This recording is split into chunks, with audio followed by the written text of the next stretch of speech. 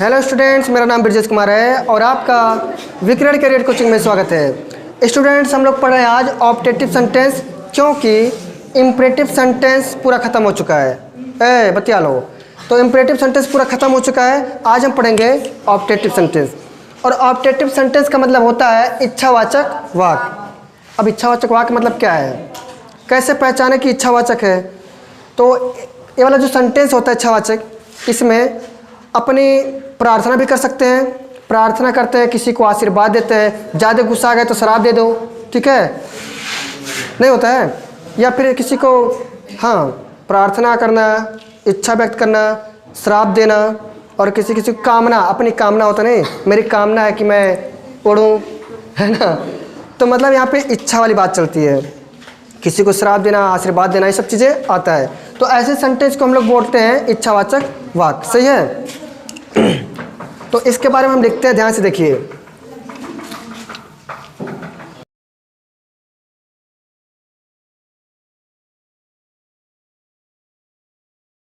सही है।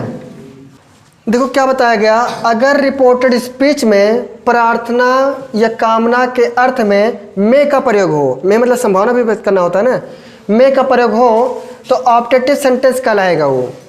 अब देखो बात है, इसमें हम इच्छा भी व्यक्त कर रहे हैं, किसी को शराब भी दे रहे हैं, तो यहाँ जो सेड टू चल रहा था हमारा, उसमें परिवर्तन होगा।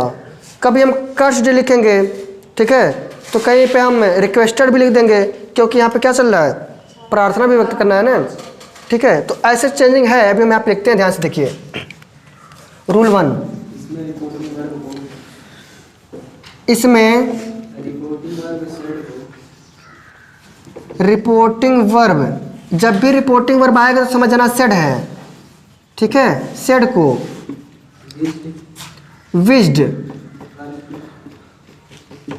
कर्स्ड मतलब श्राप, या प्रेड, प्रेड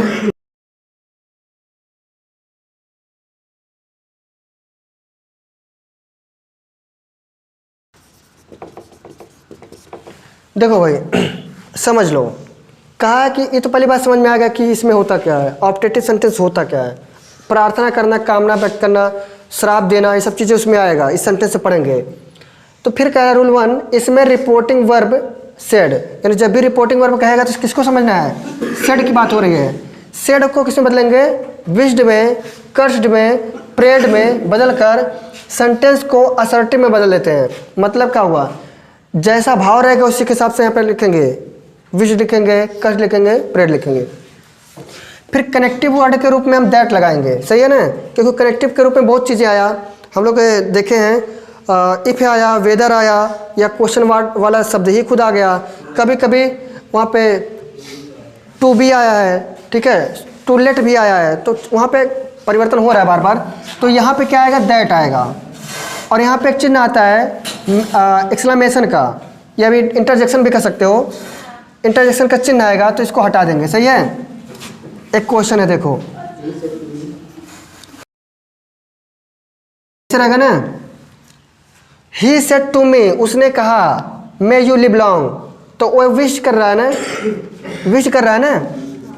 देखो, ही सेड टू मी, उसने कहा, मुझसे कहा, मे यू लिव लॉन्ग, आपकी उम्र लंबी हो, दीर्घायु हो। अरे बोलते हैं पिक्चरों में, देखो कभी पैर छूते हैं, नमस्ते बाबा जी, बाबा नमस्ते नहीं होते हैं, मतलब कभी साधु लोग आ जाते हैं तो पैर छूते हैं, प्रणाम बाबा, कहते हैं दीर्घायु हो, दीर्घायु हो। मतलब वो अंग्रेजी में बोले मे यू लिव लॉन्ग, हाँ, दीर्घायु वही हुआ, मे यू लिव लॉन्ग बोल दिया अंग्रेजी में। ये बात है, कैसे चेंज करें।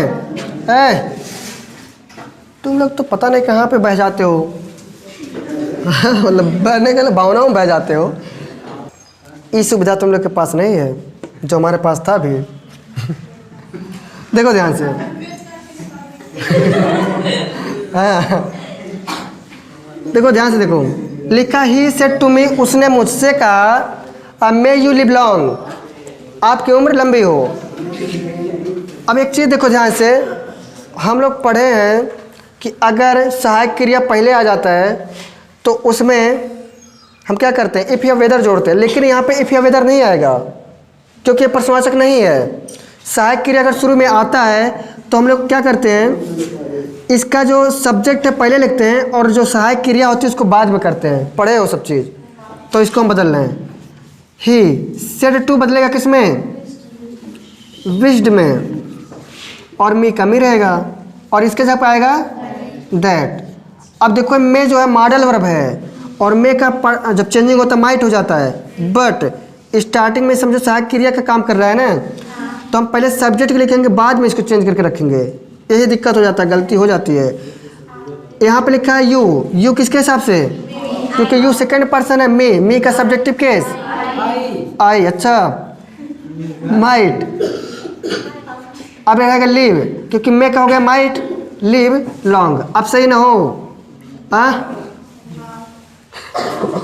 अब समझ में आ गया कि नहीं आ गया, छाप सकते हो। और अगला क्वेश्चन लिख लो। हाँ बोलो। एक्सक्लेमेशन रहेगा ना, चिन्ह रहे ना। है भाई देखो, ये उस समय की बात है। पहले का जब पिक्चर आता था नहीं, वो कौन सा भूतई वाला नहीं लोग समझते भूतई। पहले का जो मूवी होता था ना, घर पे महिलाएं होती है तो बुजुर्ग लोग रहते हैं तो कहते हैं भक्ति पिक्चर लाओ, भक्ति भक्ति देखेंगे। तो भक्ति पिक्चर में अक्सर करके आता है कि साधु लोग रहते हैं। द हर्मिट मतलब साधु हो गया। साधु ने कहा, क्या कहा, may you go to hell, तू लोग नरक में जाओ, भाड़ में जाओ। श्राप दिया है कि आशीर्वाद दिया है, हाँ। तो ये श्राप दे दिया, मतलब होता है जैसे सीता माता का जब आती है मांगने तो कहते मैं तुम्हें श्राप दे दूंगा तुम्हारे पति को।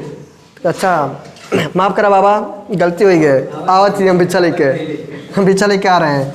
तो वहाँ पे मतलब क्या किया, उनको हर ले गया। तो ऐसा धमकी देते हैं, तो ऐसा काम यहाँ पे हो गया। The hermit said may you all they go to hell. अच्छा एक बात बताओ सब लोग, यहाँ पे आल का प्रयोग किया है, मतलब तुम सब लोग भाड़ में जाओ या नरक में जाओ। रास्ता, इनको रास्ता चाहिए भाड़ में जाने का। रास्ता क्या बताएं, वास्तव में जो भाड़ है, नरक है, तुम लोग को क्या लगता है कोई जगह है का नरक ना। अगर तुम्हारी जिंदगी अच्छे से गुजर रही है, सुबह उठे मुस्कुराते हुए, शाम में सोए मुस्कुराते हुए, फिर सुबह उठे मुस्कुराते हुए, मतलब हमेशा चेहरे पे मुस्कान है, ठीक है। मुस्कान मीन्स तुम्हारा मुस्कान नाम नहीं है, बट हमारा पता नहीं क्यों हो जाता है, तुम्हारा नाम मुस्कान निकल जाता है। चेहरे पे मुस्कान है, अगर मतलब हैप्पी हो तो तुम्हारा वही स्वर्ग है। और तुम अगर डेली सो के उठे तुरंत, अरे भगवान तो पैसा मांगे हम कहाँ से दे, हैं पैसा मांग रहा है, हमारा पैसा लिए थे उधार, वो पैसा पीछे मांगेगा भी बार बार। खाना आज खाने का नहीं है, फोड़ा हो गया ना भड़क के। ये क्या है, बहुत दर्द करता बा, किसी को सर में दर्द कर रही भगवान, अब का वही क्योंकि बुखार है, ये तो हर नर्क है। हाँ भाई ये नर्क है, मतलब अगर सुबह से लेकर शाम तक टेंशन, वो नरक की ज़िंदगी है। और अच्छे से कट रहा है ज़िंदगी तो स्वर्ग, ये बात है। बाकी सीढ़ी उड़ी ना पूछो, रास्ता ना पूछो, ध्यान से देखो। अच्छा हाँ, वो न्यूज़ चैनल वाले देखो, वो लोग पता नहीं कहाँ लेकर जाते हैं, माइक ले लेंगे तो अब देखते हैं कि रावण का महल जाने का रास्ता है, इतना एक्सप्रेशन चेंज करके बोलते हैं रावण के महल का रास्ता मिल गया, और पता नहीं सोने की लंका मिल गई, फिर कहते हैं स्वर्ग जाने का रास्ता, बोलते हैं नहीं से। और लास्ट में देखते कुछ नहीं, घूम फिर के चले आते हैं, भक्त तेरे के मेरा समय बर्बाद कर दियो। ऐसा मिलता है, बेवकूफ़ बनाते हैं। हम कब बोले हरि भगवान, लगता है देख लेंगे आज स्वर्ग, ऐसे बताते हैं, हम लगे रहते हैं लगातार। तुम तो कहाँ फोकस किए हो। तो हमें अगला क्वेश्चन आप लिखते हैं, ध्यान से देखो, सॉरी लिखा है। अच्छा एक बात लिखो, हर्मिट सेड लिखा है ना, तो लिखेंगे द हर्मिट सेड लिखा है ना, इसमें श्राप देने की भाव हो रही है ना, तो कष्ट करेंगे ना, CURSED कष्ट, और इसके जगह पाएगा दैट, क्या आएगा दैट।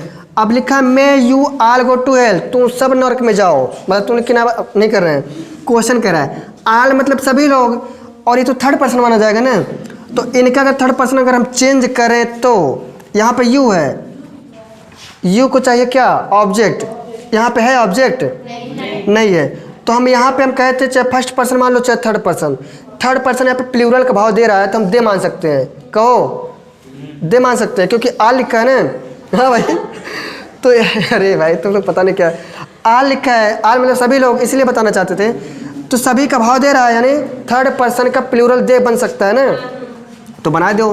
बट यहाँ पे देखो मैं लिखा है तो मैं का हम क्या चेंज करेंगे माइट, लेकिन पहले सब्जेक्ट आता है ना तो लिखेंगे दे माइट और गो टू हेल। कहाँ जा रहे हो, कहते नरके में जाती। ऐसे रास्ता पूछ रहे हो, बताने न्यूज़ चैनल वालों को पूछो, वो रास्ता बताते हैं। कहो हाँ दे आल, अरे बाबू बताओ। आपने ऑब्जेक्ट माना यू आपको ऑब्जेक्ट चाहिए, तो वहाँ पे कर्स्ट के बगल में कुछ रहेगा नहीं?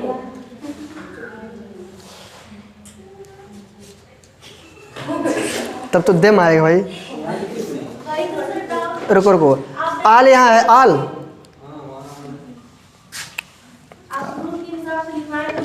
है, देखो यहाँ पे देखो दे के जस्ट बगल में हम आल का प्रयोग कर दें, कारण ये है कि भाई देखो यहाँ पे शो कर दे रहा है कि भाई वे लोग के लिए, बट यहाँ पे आल का भी प्रयोग कर दो, ठीक है, इस प्रकार से सही है। अब ये देखो ध्यान से, अगला नियम ये कहता है अगर तुम्हें किसी को आशीर्वाद देना है, जैसे तुम्हारी इच्छा है तो विष्ट में बदलेंगे, और अगर श्राप देना है तो कष्ट में बदलेंगे। और आगे नियम ये कहता है कि एक चीज़ और समझ लो, बार बार वही आता है कि अगर तुम्हारा यहाँ पे ऑब्जेक्ट मिल रहा है तब भी हम उसका ऑब्जेक्ट नहीं लिखेंगे, और नहीं मिल रहा तो नहीं लिखेंगे। नहीं समझ पा रहे हो? जैसे अभी हार्मिट लिखा था ना, द हार्मिट सेड, ऑब्जेक्ट नहीं था, लेकिन हम ऑब्जेक्ट माने हैं कि यहाँ पे देम होना चाहिए, और देम के हिसाब से यू की जगह पे क्या आया था, दे आया था, लेकिन वहाँ पे ऑब्जेक्ट नहीं था तो हम मान लिए, लेकिन यहाँ पे नहीं प्रयोग किए, हम कष्ट के बगल में दैट लगा दिए। ऐसे अगर कोई ऐसा सेंटेंस है जिसमें ऑब्जेक्ट दिया है तब भी उसका ऑब्जेक्ट नहीं लिखा जाएगा, जैसे हम लिख रहे हैं, ध्यान से देखना नियम। हाँ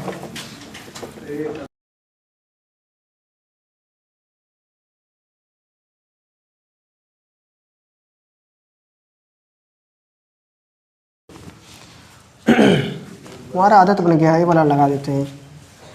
देखो लिखा गया शुभकामना व्यक्त करने के लिए विश, और श्राप देने के लिए कर्स का प्रयोग करते हैं। फिर कह रहा प्रेड का प्रयोग ईश्वर से प्रार्थना के लिए होता है। प्रेड का प्रेम ने प्रार्थना, ईश्वर से प्रार्थना करने के लिए हम क्या का प्रयोग करते हैं, प्रेड। तो इसका कुछ एग्जांपल देते हैं, ध्यान से चलो।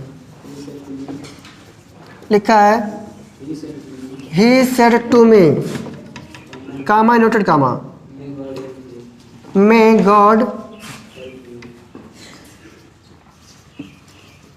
Help me, you you you you exclamation. देखो लिखा ही सेड टू मी, उसने मुझसे कहा, comma noted comma, may God help you, यानी भगवान तुम्हारी सहायता करे या रक्षा करे। बात है, हम एक चीज़ जो बोले हैं अभी ध्यान से सुनो। यहाँ पे लिखा he said to me, object दिया है ना इसमें, लेकिन यहाँ पे हमेशा तो करते थे, लेकिन यहाँ पे ऑब्जेक्टिव सेंटेंस में नहीं करना है। सेड टू को तो बदल दोगे, क्योंकि यहाँ पे आप क्या कर रहे हो, विश कर रहे हो ना, तो यहाँ पे विश्ड हो जाएगा, ऑब्जेक्ट को लिखने की ज़रूरत नहीं है। इसके पहले वाले में नहीं किए थे, तो यहाँ पे ऑब्जेक्ट रहेगा, फिर भी इनको हटा देंगे। ही विश्ड, सॉरी भगवान से प्रार्थना कर रहे हो ना, प्रेड, मी नहीं लिखने की जरूरत है, इसके जब क्या आ जाएगा, दैट। और मे जो लिखा है, मे को माइट में बदलेंगे, बट उसके पहले क्या है, गॉड, तो ये सब्जेक्ट यही है, तो लिखेंगे गॉड माइट